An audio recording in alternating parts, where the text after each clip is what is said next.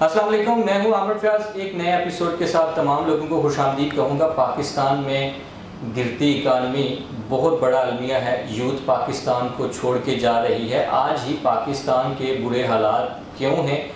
پاکستان کا ایک سیگمنٹ، ایک انڈسٹری، فارماسیوٹیکل انڈسٹری، جو بہت عروج پہ تھی ایک وقت تھا، لیکن آج کل کچھ تنزلی کا شکار ہے۔ تو اسی حوالے سے آج ہم بات کریں گے کہ یہ فارماسیوٹیکل انڈسٹری اتنا تنزلی کا شکار کیوں ہے، اور میرے ساتھ موجود ہیں ایک کمپنی کے سیلز مینیجر مسٹر شکیل ریاض، جن کا بڑا ریچ ایکسپیرینس ہے فارما انڈسٹری میں۔ فارما میں انہوں نے اپنی لائف سرو کیا ہے، تو ان سے جانیں گے کہ آخر یہ فارما انڈسٹری کے مسائل کیا ہیں، اس کا گروتھ کتنی ہے، اور ان کو کیسے ریزالو کیا جا سکتا ہے۔ السلام علیکم۔ وعلیکم السلام۔ شکیل صاحب کیسے ہیں آپ؟ جی الحمدللہ۔ Thank you so much for your valuable time. Shakeel صاحب، آپ نے اپنی لائف کا بڑا رچ پورشن فارماسیوٹیکل انڈسٹری کو دیا ہے، تو آپ اس چیز سے ایگری کریں گے کہ پاکستان میں مینوفیکچرنگ یونٹ تقریباً 800 کے نزدیک ہیں، لیکن تباہ حال فارماسیوٹیکل انڈسٹری کا کون ذمہ دار ہے؟ جی سب سے پہلے تو بہت شکریہ عامر صاحب، آپ نے ہمیں انوائٹ کیا اور اس ٹاپک پہ بات کرنے کی دعوت دی۔ پہلے تو دیکھیں، اس میں بہت سارے ملٹیپل فیکٹرز ہیں۔ اس میں ایک فیکٹر تو گورنمنٹ کے لیول پہ ہم کہیں گے کہ ڈریپ نے کچھ حالات ایسے پیدا کر دیے کہ فارما انڈسٹری اس طرح جس طرح گرو کر رہی تھی آج سے 5 سال پہلے، 10 سال پہلے، جو ہم مشرف دور میں خاص طور پہ کہہ سکتے ہیں کہ جس تیزی کے ساتھ کمپنیز مینوفیکچرنگ یونٹ لگ رہے تھے، اور اس سے بہت بڑا امپیکٹ آیا تھا۔ پرائس بھی ریزنیبل ہو گئی تھی، اور لوکل مینوفیکچرنگ میں اضافے کی وجہ سے جو ایک فارما سیکٹر ہے اس میں کافی اچھی گروتھ آئی تھی۔ لیکن اس کے بعد کچھ پالیسیز ایسی بنی، اور اس سیکٹر کو میں تو کہوں گا خاص طور پہ ٹارگٹ کیا گیا۔ ایسے ٹارگٹ کیا گیا کہ جو ملٹی نیشنل کمپنیز ہیں انہوں نے اس چیز کو ٹارگٹ کیا، اور کہ لوکل مینوفیکچرنگ پہ لوگ اتنے نہ جائیں۔ تو اس کے بعد پھر حالات اتنے ٹف ہوتے گئے کہ آج یہ صورتحال ہے کہ آپ کی یہ جو آپ 800 بتا رہے ہیں مینوفیکچرنگ یونٹس، یہ وہی مینوفیکچرنگ یونٹس ہیں جو کہ مشرف دور میں لگے تھے۔ اس کے بعد میرے خیال میں 2010 کے بعد ابھی تک کوئی ڈریپ نے اس طرف توجہ بھی نہیں دی، اور نہ ہی کوئی نئے مینوفیکچرنگ یونٹ لگے ہیں پاکستان میں، اور نہ ہی کوئی انٹرسٹڈ ہے لگانے میں۔ سر، آپ نے ایک بات کی ہے کہ پاکستان میں ملٹی نیشنل کمپنیز بڑے اچھے طریقے سے کام کر رہی تھی۔ 30 کے راؤنڈ اباؤٹ میں جو فگر ہے ہم یہ کہہ سکتے ہیں، اس میں ابھی ریسنٹ دنوں میں بہت ساری کمپنیز نے اپنا سب کچھ وائنڈ اپ کیا، کچھ لوکل مرج ہو گئی، لیکن آپ نے بات کی کہ ڈریپ نے کچھ حالات بنا دیے، اس سے کیا مراد ہے؟ ڈریپ میں دیکھیں بہت ساری چیزیں ہوتی ہیں۔ ڈریپ میں ایک تو یہ کہ جی ایک تو ہمارے ملک کا ٹرینڈ ڈیفرنٹ ہے۔ باقی کنٹریز میں آپ دیکھیں نا، وہاں پر اگر کوئی انویسٹر جاتا ہے، انویسٹمنٹس لے کے جاتا ہے، انڈسٹری لگانے کے لیے کوشش کرتا ہے، تو اس کو 1 ونڈو آپریشن کے تحت ڈیل کیا جاتا ہے اور میکسیمم فیسیلیٹیٹ کیا جاتا ہے، کیونکہ ان کو پتہ ہے کہ انڈسٹری لگے گی تو بہت سارا روزگار پھیلے گا، ہر طرف امپلائمنٹ ہوگی، اور اچھی جو ایک ریونیو ہے وہ بھی جنریٹ ہوگا۔ لیکن ہمارے پاکستان میں الٹی گنگا بہتی ہے۔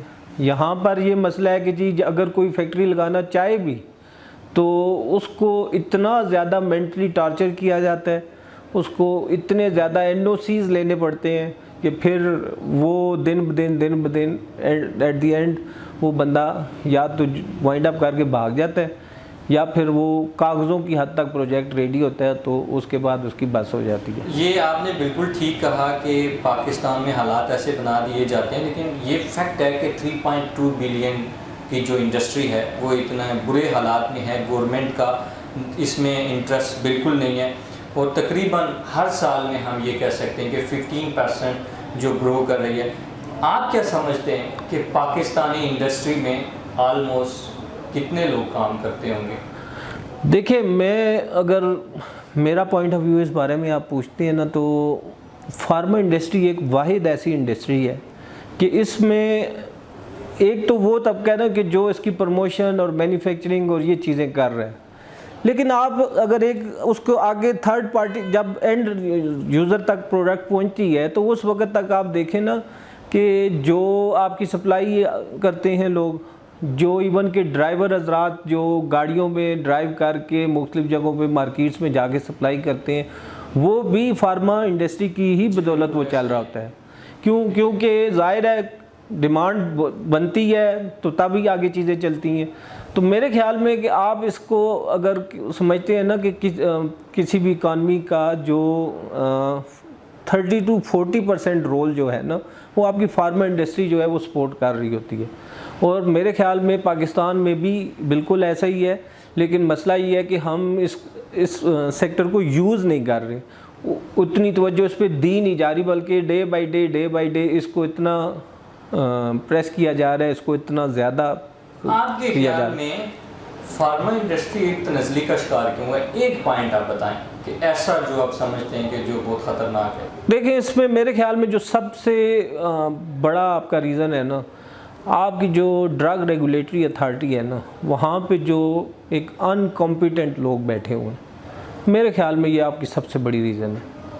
آپ کے میں یہ مطلب سمجھوں کہ کرپشن ہو رہی ہے، کرپشن اور صرف کرپشن، اور اس کے بعد پھر وہ ان پہ کیپیسٹی بھی اتنی نہیں ہے کہ وہ میں آپ کو ایک سمپل سی ایگزامپل دیتا ہوں کہ نیوٹراسوٹیکل ایک بہت بڑا سیکٹر ہے پوری دنیا میں، اور پاکستان میں بھی نیوٹراسوٹیکل میں بہت زیادہ کام ہوا. لیکن جب کام ہوا اور لوگ دھڑا دھڑ اس میں آئے اور products third party manufacturing start ہوئی تو ہماری ڈریپ نے ایک قانون لگا دیا کہ فارم 7 کا ایشو کریٹ کر دیا. ٹھیک ہے، اس حد تک بالکل ہم لوگ ایگری سارے کر رہے تھے، اور فارما انڈسٹری بھی اس چیز پہ بالکل تھی کہ جی نیوٹراسوٹیکل والوں کے پاس فارم 7 ہونا چاہیے اور اس کو ریگولیٹ ہونا چاہیے. لیکن جب انہوں نے اپلیکیشنز وغیرہ سب کچھ لے لی جو کمپنیز اور فرینچائزر تھے فارم 7 کے لیے، اس کے بعد ڈریپ کے جب اپنے آپ کو انہوں نے دیکھا تو وہ کہتے ہیں کہ ہمارے پاس کوئی لا ہی نہیں ہے کہ جس کے اکارڈنگلی ہم اس کو ریگولیٹ کر سکیں. سر آپ نے فارم 7 کی بات کی، نیوٹراسوٹیکل کی بات کی ہے، لیکن ریلیونٹ اداروں کی یہ بھی ذمہ داری بنتی ہے کہ ڈاکٹرز کو کنٹرول کرے.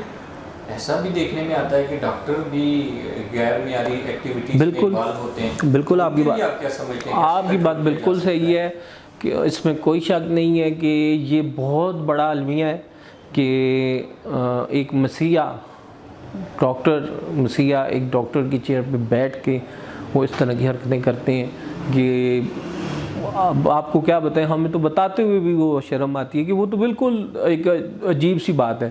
لیکن اس کو پھر میں یہ کہوں گا کہ یہ تو ایک سب کرپشن کے ذمہ آتا ہے، اور اس کو کنٹرول کرنا گورنمنٹ کی جاب. فارماسیوٹیکل انڈسٹری میں ایک طبقہ ہے سیلز اینڈ مارکیٹنگ کا، کیا وہ ذمہ دار ہیں اس چیز کی؟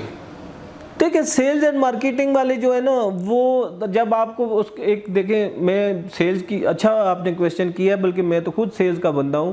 سیلز کے بندے کو جب آپ پوائنٹ کرتے ہیں تو اس کی آپ رسپانسبلٹی کیا لگاتے ہیں؟ سیل. جب سیل اس کی رسپانسبلٹی ہوتی ہے تو وہ اپنے ٹارگٹ کو اچیو کرنے کے لیے جو کر سکتا ہے وہ کرتا ہے. اب اتھینٹیکل کرتا ہے، ان ایتھک کرتا ہے، یہ ایک علیحدہ بات ہے. اگر تو کوئی رول اینڈ ریگولیشن ہو تو پھر تو ظاہری بات ہے وہ اتھینٹک کرے گا. لیکن جب رول اینڈ ریگولیشن ہی نہیں ہوگا تو وہ اپنے ٹارگٹ کو میٹ کرنے کے لیے ہر وہ کام کرے گا جس سے وہ اپنا ٹارگٹ اچیو کرے. جو سیلز اینڈ مارکیٹنگ والے بہت برے حالات میں کام کر رہے ہیں، بہت برے حالات میں، اس میں کوئی شک نہیں. یہاں پہ کمپنیز جو ان کو ہائر کرتی ہیں ان کو ذمہ دار ٹھہرایا جا سکتا ہے یا حکومت کو؟ دیکھیں کمپنیز کس لیے بیٹھی ہیں؟ سیل کے لیے.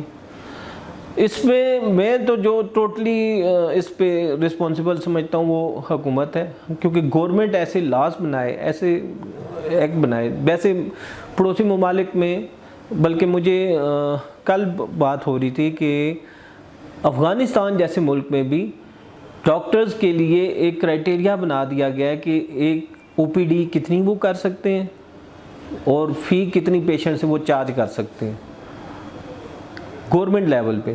لیکن ہمارے ہاں ایسا نہیں ہے. ہمارے ہاں ہر کسی کا اپنا وہ انفارچونیٹلی ہے کہ جی کوئی جس کا دل کرتا ہے جتنی فیس وہ چارج کرے گا.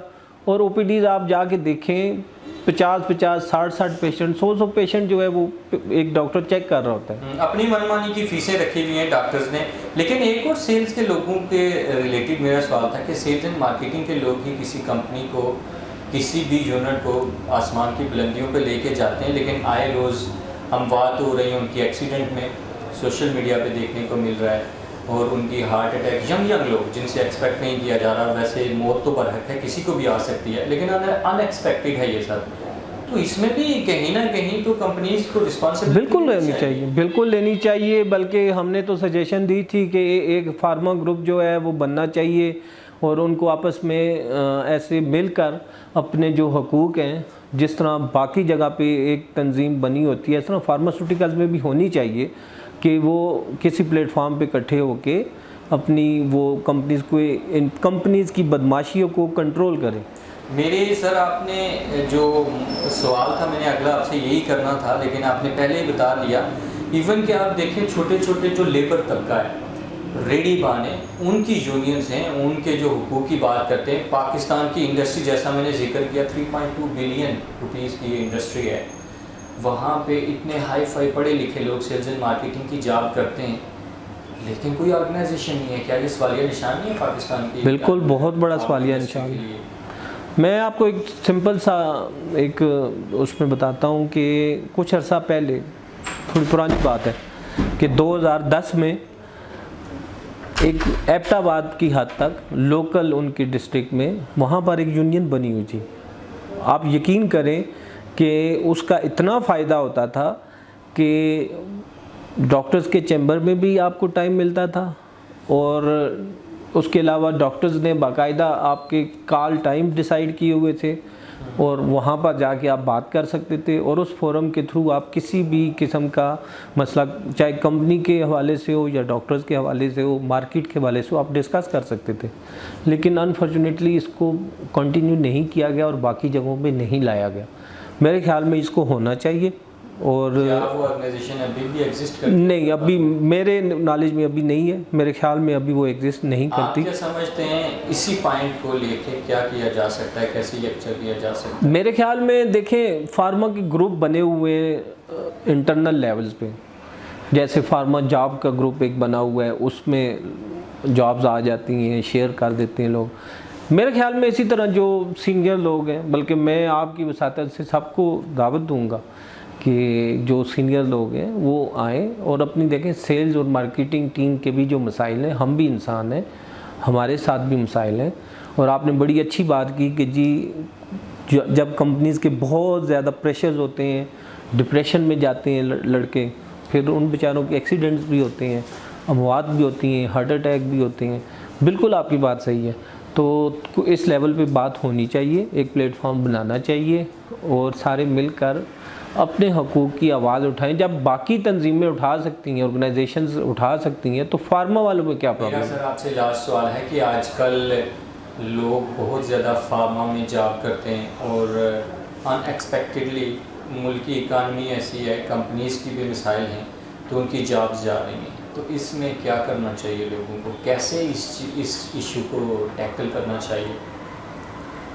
دیکھیے اس میں بہت ساری چیزیں. اس میں سب سے پہلے تو ایک ملک کی جو اکانومی ہے اس کے حالات آپ کے سامنے ہیں. امپورٹ میں جو کمپنیز ہیں اس میں میکسیمم جو اس وقت حالات چل رہے ہیں, امپورٹڈ پروڈکٹ جتنی ہیں وہ آپ کی اس وقت مارکیٹ سے شارٹ ہے, میکسیمم شارٹ ہے.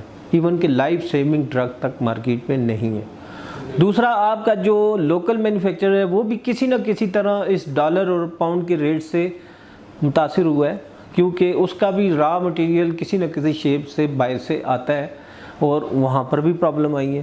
تو یہ آپ یہ کہہ رہے ہیں کہ پاکستان میں کسی قسم کا کوئی مٹیریل نہیں ہے؟ نہیں, بہت کم ہے, نہ ہونے کے برابر ہے. زیادہ تر 80% جو را مٹیریل ہے وہ آپ کا امپورٹ ہوتا ہے, وہ چائنا سے اور یورپ سے امپورٹ ہوتا ہے. شکیل صاحب بہت شکریہ, آپ کے ویلیبل ٹائم کا. سوال ہے حکومتی اداروں سے کہ ایٹمی طاقت رکھنے والا ملک جس کے پاس میڈیسن بنانے کے لیے, لوگوں کی لائف کو سیو کرنے کے لیے را مٹیریل تک نہیں ہے, نہ ہونے کے برابر ہے, سوالیہ نشان ہے حکومت کے لیے. اگلے ایک نئے ایپیسوڈ میں پھر ملیں گے, تب تک اجازت دیجیے, اللہ حافظ.